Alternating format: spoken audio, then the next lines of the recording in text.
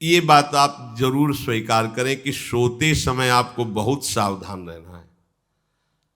और प्रायः गलती सोते समय करते हैं उपासक की, कोई प्रपंच की बात याद करते हुए या मोबाइल देखते हुए या कोई गंदी चेष्टाओं का चिन्ह, आपकी रात बेकार चली जाएगी।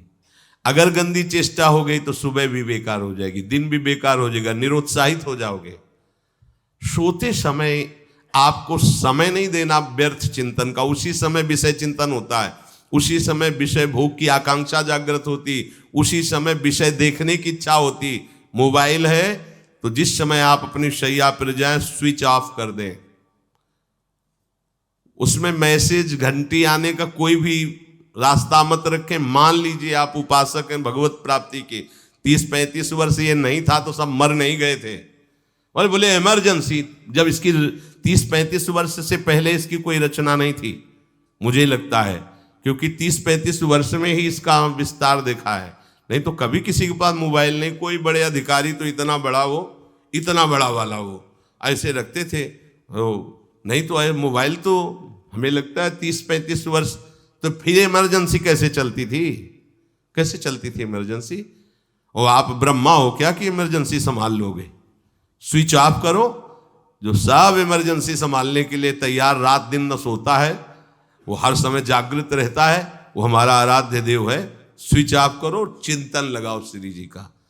ये जो रात्रि के शयन के समय मोबाइल में इधर उधर दृश्य देखने हैं, अपने सर्वनाश का बीज बोना है। मान लो, हमारी प्रार्थना मान लो, ये उस समय मन आपको परेशान करेगा जब कमरे की सिटकिनी अंदर से बंद होगी। सबसे प्रार्थना है रात्रि के शयन के समय। तो बोले फिर ठीक है 10 बजे तक देख लेंगे मोबाइल, इसके बाद शयन के समय भजन कर लेंगे। होगा ही नहीं। क्या तुम देखना चाहते हो? प्रिया प्रीतम के सिवा और कुछ क्या देखना चाहते हो? वो तो सुभग सुंदरी सहज सिंगार, सहज शोभा सर्वांग प्रति सहज रूप वृषभानुनंदिनी। हमारी स्वामिनी जी की सुंदरता छुपाने के लिए आभूषण पहनाए जाते हैं, औरों को तो आभूषण सुंदरता बढ़ाने के लिए। यहां छवि के छिपाए को ऐसे के दास होके क्या देखोगे मोबाइल में? क्या देखना चाहते हो? वासना की क्रीड़ा, और तुम उस क्रीड़ा को देखना चाहते हो? परमार्थ के पथिक हो। देखना है तो प्रभु को देखने की वृत्ति रखो, अन्यथा मूंद लो आंखें। प्यारे, महान फल प्राप्त करोगे। सबसे प्रार्थना है एकांत में मोबाइल रूपी दुश्मन से बचो। क्योंकि जब आप गंदी बात कहीं देखोगे तो आपके अंदर वैसे ही चिंतन बनेगा, वो ऐसे ही लगेगा मैं भी ऐसा करूं, मैं भी ऐसा भोगूं, मैं भी ऐसा देखूं। मान लीजिए आप, जब हमारे शास्त्र कहते हैं कि पशु पक्षियों के मैथुन को भी नहीं देखना है, अगर ऐसा एक बार दृष्टि पड़े तो मानसिक प्रणाम करके दोबारा दृष्टि ना देना। वो आप मोबाइल में ऐसी चेष्टाएं देखोगे, कैसे आप भगवत भजन करोगे? कैसे भगवत प्राप्ति का उद्देश्य रख पाओगे? ये कलयुग की बहुत महीन चाल है कि उसके बिना काम नहीं चलेगा और हम तुम्हें काम से युक्त कर देंगे। इसके बिना काम चलेगा नहीं, तुमको रखना पड़ेगा। और जब तुम इसे रखोगे तो हम काम अपना कर लेंगे। कलयुग ने कहा हम अपनी व्यवस्था बना लेंगे। यहां कह रहे जब आप नींद में जा रहे हैं तो बिल्कुल मानो मृत्यु शैया पे जा रहे हैं। आपको उस समय नाम जप में बहुत ध्यान देना है, कहीं मन बहक ना जाए। तो क्या होगा, 5-6 घंटे जो आप लेटोगे ना, वो भी भजन हो जाएगा। हमारा जो सततम योमाम स्मरति नित्यशा है ना, ये पूरा हो जाएगा। नहीं उस समय हम सो जाएंगे तो हमारा 6 घंटे का भी योग हो गया, 6 घंटे भजन रुक जाएगा। और ये 100% पक्की बात अनुभव की कहते हैं। यदि सोते हुए भजन करोगे तो जगते, कई बार तो पकड़ा है कि अगर आधे पद में बेशुद्ध हो गए तो वो पद पूरा जगते ही शुरू हो गया है। मतलब बीच में स्थिति भागवती की रही। जैसे बेहोश करते समय हमने कहा था जब ऑपरेशन के हमें बता देना, तो उनका बाबा अब इंजेक्शन लगाने वाले हैं तो वो 1 मिनट हमें केवल दीजिए, अपनी चित्तवृत्ति। तो जब होश आया तो वही पहले चिंतन चल रहा था, वही चिंतन। जैसे सोने के समय बेहोश हुए तो जगने के समय वही चिंतन, ऐसे ही इंजेक्शन से जब बेहोश हुए और जब होश आया तो वही चिंतन चल। बहुत बड़ा चमत्कार अभ्यास का है। नींद खुले तब से लेकर गाढ़ नींद आने तक स्मरण में कभी रुकना नहीं। और आपको एक छूट दे रहे हैं। कभी कभी क्या होता है कि एक मंत्र में, एक नाम में जैसे बहुत देर अभ्यास करते हैं तो मन ऊबने लगता है। इसका स्वभाव है, ये अनुभव की बातें कहते हैं। इसका स्वभाव है नवम नवम, नहीं तो ये मतलब, तो इसको हम लोगों ने कैसे फंसाया है। जैसे गुरु मंत्र जप रहे, अब 2-3 घंटे लगातार गुरु मंत्र जप, अब इसको ऊबन बढ़ी, अब ये छोड़ रहा है, बीच बीच में पता चलता है छोड़ना चाहता है, छोड़ रहा है, तुरंत इसको नाम में फंसाया। अब थोड़ी देर नाम में चला, फिर उब रहा है, बहुत विचित्र है ये, अब उसको फंसा दिया। उस पीछे की बात अभ्यास के समय, नमामि शमीशान निर्वाण रूपम विभुम व्यापकम ब्रह्मवेद स्वरूपम। चिंतन, पदगान कर रहे, ये भगवान शिव पदगान कर रहे हैं और उसका चिंतन, निर्वाण रूपम विभुम व्यापकम ब्रह्मवेद स्वरूपम। अब अपने यहां अवसर है, सुंदर सुंदर कोई पद गुरु मंत्र जब करते हुए मन जब ऊबने लगे, राधा वल्लभ श्री हरिवंश, राधा वल्लभ श्री हरिवंश, राधा वल्लभ श्री हरिवंश, इसमें भी उबने लगे, शुरू कर, जोई जोई प्यारो करे सोई मोही भावे, भावे मोही जोई, इसमें भी उबने लगे। सुधा निधि का कोई एक लाइन ले लो, ब्रह्मेश्वरादि सुदुरूह पदारविंद श्रीमत् पराग परमाद्भुत वैभव, ब्रह्मेश्वरादि सुदुरूह छोड़ना नहीं है, तू भाग में नवम नवम दे रहा हूं, नवम नवम। इसको फंसाने के लिए आपके पास अस्त्र हो, जैसे यहां चाकू, यहां पिस्तौल, तलवार, ये वो सब बिल्कुल वीर सजा रहता है, ऐसे ही अपने लोग सजे रहते। छोटा राधा, अब एकदम चिपक गया है आके तो कैसे मारे, तो छोटी चाकू है ना वैसे, राधा राधा राधा, थोड़ा दूरी राधा वल्लभ श्री हरिवंश, थोड़ा और दूरी गुरु मंत्र, बड़े बड़े अस्त्र अपने पास रख ले, बहुत भाग रहा है तो फंसा दिया। प्रथम यथावति प्रणव श्री, अब लग पूरा पदगा, पूरा पदगा उसमें लग, प्रथम यथामति प्रणव। भोजन पाते समय ऐसा अभ्यास किया है, 1 घंटा के पहले भोजन नहीं होता, चाहे 2 रोटी पाना हो, समय लगता है भोजन, आराम एक एक नाम, एक एक, कुछ भी हल्ला मचाओ, कोई फर्क नहीं पड़ेगा, अपना चलेगा। अभ्यास स्नान के समय, भोजन के समय, किसी क्रिया के करते समय, किसी से बात करते समय, सोते समय, ये विशेष स्थान जहां में सावधान रहना है। यहां भजन छूटता है, ध्यान देना, यही भजन छूटता है। चलते समय, क्रियावान होते समय, प्रसाद पाते समय या किसी से बतराते समय, ये सब भजन के छूटने के स्थान है और यही पकड़ना है भजन को। जब आपको बिल्कुल न लगे तो मानसिक सब बंद कर दो और गुनगुनाने लगो, जो धुनी आपको अच्छी लगे उसी में नाम, कोई नाम लेके, संसार का चिंतन न होने पावे, चाहे जो कुछ तुम जहां तुम्हारा मन आवे, गंगावरी गोदावरी कुछ भी, भागवतिक चिंतन के सिवा संसार के चिंतन न होने पाए। पहले ऐसे अनन्य बनो, फिर बाद में अनन्यता आती, रसना कटो जो अनरट। हाँ भी विषय चिंतन कर रहे हैं, प्रपंच कर रहे हैं, बोले रसना कटो जो अनरटो, और नहीं बोल सकते, प्रपंच बोलेंगे बस, रसना कटो, ये शब्द वहां नहीं आते। पहले हम आपको छूट देते, भक्त चरित्र, भगवान की चरित्र, नाम कीर्तन मंत्र, जो भी चाहो, संसार का चिंतन मत होने देना, पहले ये पकड़ो, फिर आगे चल करके जब पवित्र हृदय होगा तब ये निष्ठा आती, रसना कटो जो अन रटो, निरखियन फुटो नयन। मान लो संसार का चिंतन नहीं करने देना है इसको, आप जैसे बने वैसे करो भागवतिक चिंतन, कोई नाम ले लो, कोई मंत्र ले लो, तुम्हें जो प्रिय लगे, हम छूट देते हैं। ये नहीं करे कि रसना कटो जो अन रटो, ये बाद की बात है, हमें पहले इसका संसार चिंतन रोकना है। कैसे छूटेगा, कैसे छूटेगा, हमें यह पकड़ना है, नहीं तो निष्ठा की बात। जो हरि नाम जगत त्रिशिरोमणि वंश बिना कबहू, हरिवंश बोलेंगे नहीं, हरि बोलना नहीं है, हरि बोलना नहीं, क्योंकि जो हरिनाम जगत त्रिशिरोमणि वंश बिना, और हरिवंश बोलना नहीं है क्योंकि प्रपंच में रति। तो क्या करो, जो तुम्हें प्रिय लगे पहले उसे पकड़ो। ये हम अंदर की बात करें, प्रवचन की बात नहीं कह रहे। मन को फंसाना है हमें। राम कृष्ण हरि जहां लगे इसको लगाओ, पहले इसको फंसाओ, संसार का चिंतन न होने दे। गीता भागवत भक्त चरित्र कुछ भी कहीं भी इसे फंसाओ, पहले संसार का चिंतन न होने दो, फिर लाओ इसको घुमा के निकुंज वाटिका में। फिर तो भागेगा ही नहीं, फिर नहीं भागेगा। अब सीधे निकुंज वाटिका में किसी महाभाग्यशाली गुरु आश्रित का लगेगा, अन्यथा बहुत प्रपंची मन है। आप आश्रय इधर का लोगे, प्रपंच का चिंतन करोगे, बात बनेगी नहीं। चिंतन छोड़ना है हमें, जैसे बने तैसे संसार का चिंतन छूट जाए तो हम विजय को प्राप्त होंगे। ध्यान दीजिए, इस परमात्म तत्व को वही प्राप्त कर पाता है जिसका राग बीत गया है, खत्म हो गया है, वैराग्यवान। ज्यादा परिश्रम नहीं है वैराग्य में, विवेक नहीं होने के कारण हम वैराग्य नहीं धारण कर पाते। हम बाहरी बातों को वैराग्य ले लेते हैं, ऐसा कपड़ा बदल लेना या कपड़ा ना पहनना या लौकी का कमंडल, मिट्टी का पात्र, तो हम अपने को वैरागी। बात यहां नहीं रुकेगी। वैराग्य का इतना ही मतलब नहीं, ये भी एक बाह्य अंग है वैराग्य का, पर वैराग्य का सच्चा स्वरूप है वीतरागा।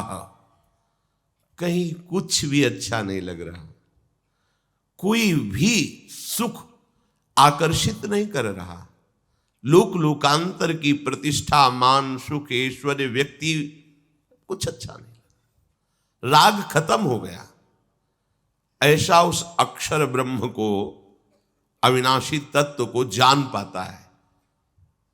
जगते भयो फिरे बैरागी। जैसी हरिवंश प्रपंच बंच सब ये काल ब्याल को खायो। हालत यह है कि जैसे सांप ने मेढक को पकड़ रखा और मेढक सामने पतिंगा को, कीड़े को पकड़ना चाहता है। उसे यह पता नहीं कि मैं खुद किसी का कवल बन चुका हूं, वो एक झटके में मुझे अपने पेट में ले जाएगा। ऐसे ही हम सब हैं, काल के द्वारा ग्रसित है। काल ने हमें पकड़ रखा है, पर हम भोग भोगना चाहते हैं। हम नाना प्रकार की मान प्रतिष्ठा पाना चाहिए, ये पता नहीं एक झटके में हमारा अस्तित्व ही खत्म हो जाएगा। जिनके अंतःकरण में किसी भी व्यक्ति, वस्तु, स्थान, पद, प्रतिष्ठा का राग ही नहीं रह गया है, उसे कहते हैं वैराग्य वान। वीतरागाह, राग ही नहीं है।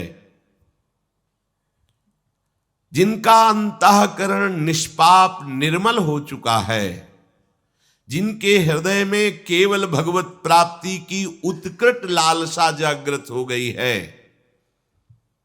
ऐसा साधन संपन्न उपासक परमात्म तत्व में प्रवेश पाता है।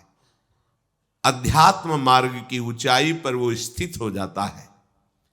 यदि छंतु ब्रह्मचर्यम चरंती, जिनकी इच्छा एकमात्र भगवत प्राप्ति की है, यदि छंतो, तो उनको क्या करना होगा? ब्रह्मचर्यम चरंती, ब्रह्मचर्य का पालन करना होगा। प्रत्येक इंद्रियों का निर्विषय हो जाना वास्तविक ब्रह्मचर्य है। केवल जनेंद्रिय से ही ब्रह्मचर्य को नहीं लेते। हमारी प्रत्येक इंद्रिय भोगों से रहित होकर भगवत अनुराग में, नेत्र प्रभु को देखना चाहते हैं, त्वगेंद्री प्रभु को स्पर्श करना चाहती है, घ्राणेंद्री प्रभु के श्री अंग की गंध पाना चाहती है, श्रवणेंद्री प्रभु के वचन सुनना चाहती है। एक एक इंद्रिय अपने प्रभु में लग गई, अंतर्मुख हो गई, बाहर विषयों का त्याग हो गया। इसे ब्रह्मचर्य कहते हैं। पर प्रारंभिक ब्रह्मचर्य में जनेंद्रिय का ब्रह्मचर्य अत्यंत आवश्यक है। यदि जनेंद्रिय जन्य व्यभिचार दोष से युक्त है तो कदापि उसे भगवत प्राप्ति नहीं हो सकती। शुभ गति व्यभिचारी शुभ गति चाहे असंभव। और भगवत मार्ग में सबसे बड़ा दुश्मन यही व्यभिचार दोष है, काम।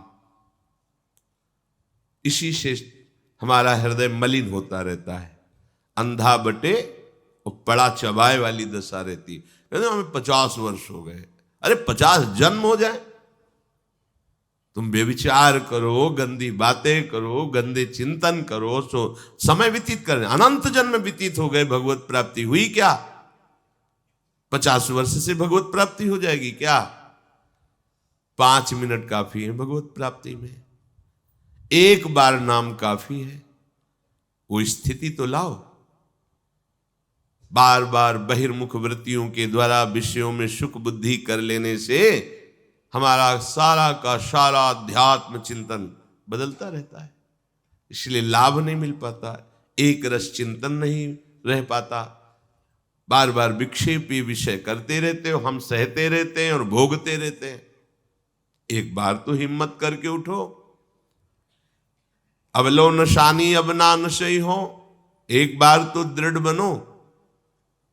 बस मन के अनुकूल चलने की बात को तुम्हें रोकना होगा, तभी तुम्हारे अंदर यदि क्षण तो ऐसी इच्छा जागृत होगी। पक्का पक्का ऐसा ही है। जब हम किसी विषय के वेग को सहते हैं, विषय नहीं भोगते हैं, तो मन बहुत जलाता है। उस जलन में फिर एक ही बात होती है, बस भगवत प्राप्ति हो जाए, झंझट खत्म हो जाए। कब तक हम इसमें चलेंगे? एक बार भगवत, वो जलन हमको भगवत प्राप्ति की इच्छा प्रकट करती है। अपने लोग क्या करते हैं, जलन को मिटाने की कोशिश करने लगते हैं, तो भगवत प्राप्ति की इच्छा क्या, भोग प्राप्ति की तृष्णा जागृत हो जाती है। भोगे हुए भोगों को बार बार भोगने की इच्छा का नाम तृष्णा है। बाहर और भीतर से कोई सहयोगी नहीं, जल रहा है उपासक, तब रास्ता निकलता है भगवत प्राप्ति का, तब इच्छा प्रकट होती। अब नहीं, बहुत जल लिया, अब तो केवल प्रियाजू के समीप जाना है, अब तो प्रभु के सानिध्य में रहना है, नहीं इन भोगों की जलन में जलना है। पर यहां तक पहुंचने के लिए जलना होगा, तभी लिखा सहित सहित बाढ़ है भगति तास्तिति क्षस्व भारत, क्योंकि आगमा पाइनो अनित्यास, ये नाशवान काम क्रोधादि तुम्हें प्रेरित करेंगे, तुम इनके वेगों को सह जाओ। ये स्थायी नहीं है, आगमा पाइनो है, आने जाने वाले हैं, और ये सहन करने से नष्ट होते हैं, भोगने से बढ़ते हैं। यदि क्षंतो, अगर भगवत प्राप्ति की इच्छा है तो ब्रह्मचर्यम चरंती, ब्रह्मचर्य का पालन करना ही होगा, इसमें कोई गुंजाइश नहीं, क्योंकि आप चल ही नहीं सकते। ध्यान से सुन लो, ये मनोरंजन का मार्ग नहीं है, इसमें मन ही मार तनहारिक वृंदावन में गाज, इसमें मन मारना होगा। प्रायः ये मन को दुलार करने वाले लोग कभी भाग्य से सत्संग में भी आ जाते हैं, कभी श्री विग्रह के दर्शन करने भी मंदिर पहुंच जाते हैं, कभी तीर्थ याटन भी करते हैं, पर इनका कोई लक्ष्य नहीं होता। आज सुन लिया सत्संग, बढ़िया है, लक्ष्य नहीं होता। यहां लक्ष्य वालों की बात हो रही। यदि क्षंतो, यदि तुम्हारी ऐसी इच्छा जागृत हो रही किसी जन्म में भगवत प्राप्ति करनी, तो ब्रह्मचर्यम चरंती, आप सच्ची मानिए, जिसके निकालने में तुमको सुख की अनुभूति हो रही, उसको रोकने में कितनी सुख की अनुभूति होगी। उन्मत्त हो जाओगे, बहुत जल्दी आपके सारे के सारे करण भगवदाकार होने लगेंगे यदि आप ब्रह्मचर्य का पालन करेंगे। शरीर स्वस्थ, हल्का, मन प्रसन्न, नींद आदि पर विजय, कितने गुण ही गुण। और ब्रह्मचर्यहीन आलस्य, प्रमाद, भोगों का चिंतन, मन का डिप्रेशन में पहुंचना, कमर में दर्द, टांगों में दर्द, सर में दर्द, घबराहट होना, बिना किसी कारण के मन भयभीत हो रहा है, भोजन अपच हो रहा है, बिना किसी प्रक्रिया के वीर नाश हो रहा है, बिना किसी प्रक्रिया के। काहे को मृत्यु स्वयं स्वीकार कर रहे हो, ये मृत्यु है। चाहे भगवान दत्तात्रेय जी बोल रहे हैं या भगवान कपिल देव जी बोल रहे हो, जब उपासक को संबोधन करते हैं भगवत प्राप्ति के लिए, तो कहते हैं कि इस भोग वृत्ति को साक्षात मृत्यु रूप देखो, ये मृत्यु है तुम्हारी। जब शरीर राग त्यागना है तो तुम शरीर से भोग भोगोगे तो आसक्ति शरीर की पुष्ट होगी, आसक्ति भोग सुख की पुष्ट होगी, है नहीं। कितने दिन शरीर रहेगा, कितने दिन भोग रहेंगे। विचारवान बनो, ब्रह्मचर्यम चरंती, ब्रह्मचर्य का पालन करो। उपासक जो ब्रह्मचारी होता है उसका खिला हुआ चेहरा रहता है, जैसे कमल खिला हुआ, बिना किसी कारण के उसकी मुख मुद्रा में प्रसन्नता होती है। जो ब्रह्मचर्यहीन होता है बुझा हुआ चेहरा होता है, तेजहीन, बिना किसी कारण के वो शोकग्रस्त लगता है। बैठा है, आपको लग रहा है शांत है, लेकिन आप चेहरे को देखो वो एक शोकग्रस्त है, कुम्हलाया हुआ चेहरा, अशांत चेहरा। मुख प्रसन्न, तन तेज विराजा, यह है ब्रह्मचर्यम चरंती, भगवत आराधन संपन्न उपासक का। जैसे आग में पैर रखते हुए कोई चले तो कैसे चलेगा, ऐसे ही ब्रह्मचारी की पहचान है। इतनी स्फूर्ति उसके अंदर होती, जैसे आग में चलने वाला पूरा पैर नहीं रख पाएगा, अगला कदम रख देगा क्योंकि ताप लग रहा है, ऐसे उसकी स्फूर्ति होती पैरों में। उसकी आंखें एकाग्र रहती है, चंचलता इधर उधर या बार बार झपकना ये विषयी पुरुष का लक्षण है। बार बार पलक झपकना ये विषयी पुरुष का लक्षण है। इधर उधर ताक झांक, चंचलता, ऐसा बैठे तिनका तोड़ रहा है, पैर हिला, ये सब विषयी पुरुष के लक्षण है।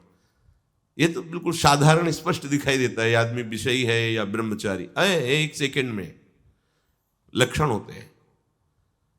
आपको जब भगवत मार्ग का अवसर मिला है तो गृहस्थ हो, संतान हो गई, ब्रह्मचर्य से रहो। नहीं चाहिए संतान तो भ्रूण हत्या, गर्भ हत्या जैसे महापाप करने की क्या जरूरत है। उसी वीर से संतान उत्पन्न होती है जिसको आप नष्ट कर रहे हो, जिसको आप ऐसे पानी में बहा रहे हो, व्यर्थ फेंक रहे हो, तो उसको भ्रूण हत्या का पाप लग रहा है तो तुमको पुण्य लग रहा है, वीरपात कर रहे हो तुम्हें भी वही हत्या लग रही है, क्योंकि उसमें वही जीवात्मा है जो मां के गर्भ में जाके बालक रूप धारण कर लेती है, उसको तुम नष्ट कर रहे हो। पर बुद्धि भ्रष्ट हो गई है, समझ में नहीं आता, व्यर्थ में वीरपात करते हो, व्यर्थ में। तुम्हारा भजन बनेगा, तुम अध्यात्म के योगी बनोगे, मजाक है अध्यात्म का मार्ग। होश में हो जाओ, ये मन के दुलार को बंद करो। जब तक इच्छा ही नहीं भगवत प्राप्ति की तो फिर तुम कैसे भगवत प्राप्ति कर पाओगे। भगवत प्राप्ति की इच्छा कैसे होगी जब तुम्हारी इस तरह से निंदनीय वृत्तियां हैं। इंद्रियों को दुलार कर रहे हो, मन को दुलार कर रहे हो, भगवत प्राप्ति चाहते हो, आचरण नीच और चाहते हो उच्च पदवी। सावधान हो जाओ।